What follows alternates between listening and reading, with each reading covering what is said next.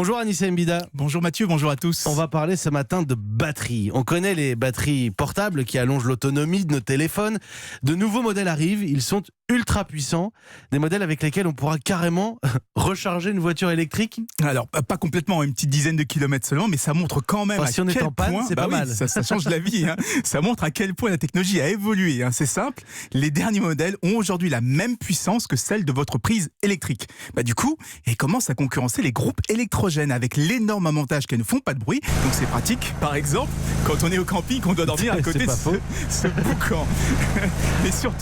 Mais surtout, elles n'émettent aucun gaz d'échappement. Donc on pourra les utiliser dans les appartements, à l'intérieur, en cas de coupure de courant. Et on aura assez de puissance pour, par exemple, garder le frigo allumé pendant 12 heures, faire plusieurs lessives, recharger le congélateur. De courant, c'est catastrophique. Exactement. Et même donner quelques petites kilomètres d'autonomie à votre voiture électrique. Donc ça doit être assez lourd, encombrant quand même comme objet, non ? Eh ben non, pas tant que ça. Les derniers modèles d'EcoFlow de Goal Zero pèsent une quinzaine de kilos. Ils font la taille d'une grosse batterie de voiture. Donc ça reste assez compact.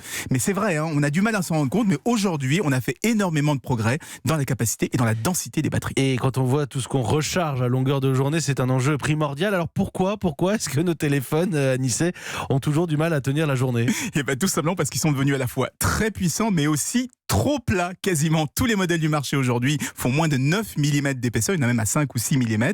Or, avec la coque, l'écran, l'électronique, il reste plus grand-chose pour mettre la batterie. Et si on acceptait d'avoir des téléphones un petit peu plus épais, je vous garantis qu'ils tiendraient 1 ou 2 jours de plus.